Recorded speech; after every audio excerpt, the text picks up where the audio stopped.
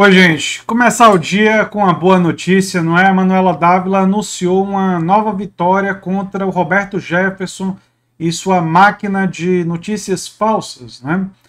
A assessoria de Manuela afirmou que o processo diz respeito a mentiras propagadas por Jefferson e ecoadas por Carlos Bolsonaro. Enfim, mentiras completamente absurdas, dizendo que ela apoia coisas inconstitucionais, enfim. Eu não vou nem repetir a mentira, mas isso está no texto, vocês podem dar uma checada, né? Um dos principais alvos de fake news durante a campanha presidencial, e eu me lembro disso com muita clareza, gente.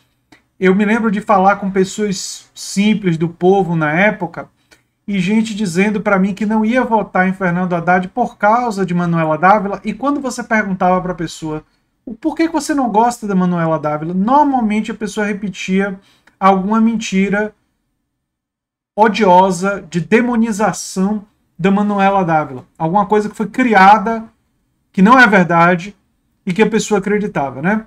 Pois é, a Manuela Dávila anunciou pelas suas redes sociais, né, que obteve uma nova vitória judicial sobre o Roberto Jefferson, presidente afastado do PTB, que está preso por incitação em atos antidemocráticos em prol do Jair Bolsonaro, né? Ela disse aqui, mais uma vez, Roberto Jefferson foi condenado pela justiça a me indenizar pela divulgação de mentiras, né, diz a Manuela Dávila. Sei bem que nenhuma indenização muda o que é viver na pele o mal que esses senhores produzem com suas mentiras, mas vê-lo condenado de novo me dá um pouco mais de forças para seguir. Perfeita a mensagem da Manuela, né? Enfim, é uma boa vitória, né?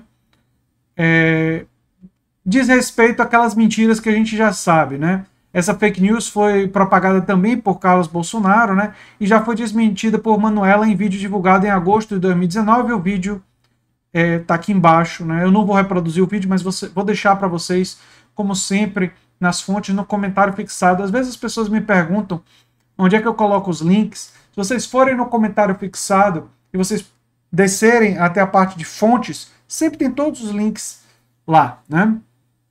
Essa mentira diz respeito ao projeto de lei de autoria do deputado Orlando Silva, que institui o Estatuto das Famílias do século XXI. E na época, Manuela nem era deputada, né? O projeto pede o reconhecimento de famílias de todas as formas de união entre duas ou mais pessoas que, para esse fim, se constituem e se baseiam no amor e na socioafetividade, independente de consanguinidade, gênero, orientação sexual, nacionalidade, credo ou raça, incluindo seus filhos ou pessoas que assim sejam consideradas, sendo que o projeto de lei não viola nenhuma das leis do país. Então, o que eles disseram que o projeto de lei faz é mentira, né? Mostra que eles não entenderam a coisa da consanguinidade, que se referia a uma madrasta e o seu enteado constituírem uma família, mas não do ponto de vista sexual. Mas esse povo só tem sexualidade na cabeça, né? Mostra que o padrasto e a atual esposa e tem os enteados e eles constituem uma família, né? Mas esse pessoal aparentemente só pensa naquilo, né? Em setembro de 2020, o Tribunal de Justiça do Rio Grande do Sul já havia condenado Jefferson a pagar a indenização, então candidato à prefeitura de Porto Alegre, por publicar notícias falsas sobre ela, né? Em maio daquele ano, Jefferson difundiu uma foto dela manipulada, a imagem continha, olha só, isso aqui, e a camiseta dizia apenas rebele-se, e era mais uma notícia falsa promovida pelo Jefferson. E aqui tem o vídeo da Manuela Dávila explicando em detalhes a notícia falsa. Olha, eu quero refletir com vocês que, embora em 2018, de fato, isso tenha sido muito eficaz e tenha funcionado, eu conversando com as pessoas e ouvindo, eu ainda tenho um certo temor em relação à utilização disso, o impacto eleitoral.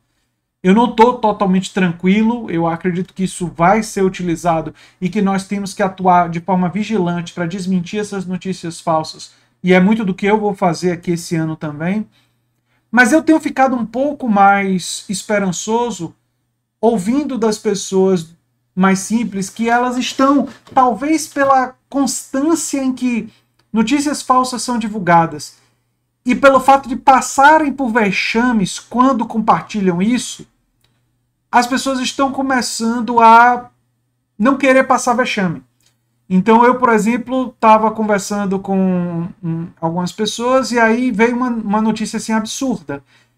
E aí pessoas que não têm formação científica, que não têm uma formação acadêmica e sem indução por minha parte, ou seja, eu não induzi. Ela disse assim, e qual é a fonte disso daí? De onde veio? Teve confirmação por outras fontes? É de uma fonte oficial? Veio de uma publicação em uma rede social apenas? E eu pensando assim,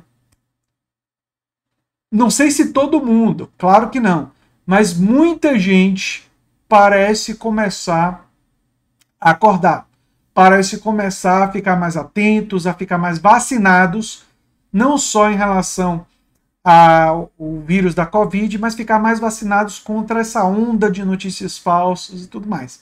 Do ponto de vista jurídico, ver decisões como essa aqui contra o Roberto Jefferson é animador, é uma boa notícia, sem sombra de dúvidas, mas a melhor notícia seria nós começarmos a ver cada vez mais exemplos dentro da nossa população que as pessoas começam a, em vez de absorver acriticamente a notícia falsa, começam a se voltar contra aqueles que disseminam a notícia falsa. Lamentavelmente, nos grupos bolsonaristas, muita notícia falsa ainda é aceita de forma acrítica. Mas na sociedade em geral, que está fora dessa bolha, eu acredito que nós estamos caminhando para superar esse tipo de problema e desenvolver mais o senso crítico dentro da nossa população. E isso me anima, isso me motiva. Eu que sou professor, que tenho uma formação muito ligada ao conhecimento científico e justamente a ideia de desenvolver senso crítico, da pessoa se tornar autônoma. Um dos aspectos fundamentais da educação que eu defendo é que o professor não é aquele professor que despeja o conteúdo na cabeça do aluno para o aluno memorizar. Esse não é o papel da educação.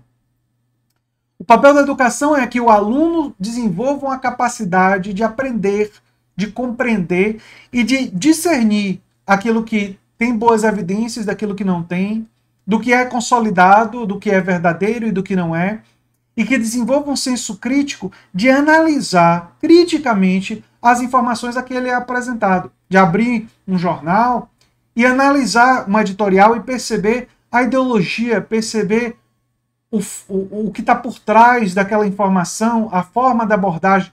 Por exemplo, quando você vê um programa de televisão e as pessoas defendendo claramente uma privatização, vê o que está por trás disso, vê uma defesa crítica do teto de gastos e analisar isso criticamente. Então, eu penso que a análise crítica é uma coisa que seria fundamental, de fato, ser incentivado e se expandido na nossa população. E eu torço para que mais e mais a gente supere essa era das notícias falsas. Eu acho que a gente ainda está longe de superar, bem longe de superar, mas notícias como essas, do ponto de vista jurídico, e eu percebendo, como eu tenho percebido entre a população, no diálogo com as pessoas, que as pessoas estão gradualmente se tornando mais atentas, até para não passar o vexame de compartilhar uma notícia falsa, nós estamos caminhando nessa direção. E eu não sou muito favorável a humilhar ninguém, não. Mas eu acho que quando alguém compartilha uma notícia falsa, você dá uma dura na pessoa e você dizer, fulano, não fique compartilhando notícia falsa, cheque antes de compartilhar. O que você fez aqui foi contribuir para um debate ruim, e dá uma dura, e dá uma esculhambada na pessoa. Quando ela fizer isso, é uma atitude a favor da democracia e a favor do senso crítico, e acho que a gente deve fazer sim. Com educação, sem agressividade, mas a gente deve contribuir dessa forma, todos nós, educando uns aos outros, para que as pessoas não façam esse compartilhar de notícias falsas e mentirosas, né? Enfim, é o que eu tinha para falar sobre esse assunto. Eu sou André Teixeira Jacobino, canal Nova Máquina do Tempo, e a gente se vê em breve em outro vídeo. Tchau, tchau, gente.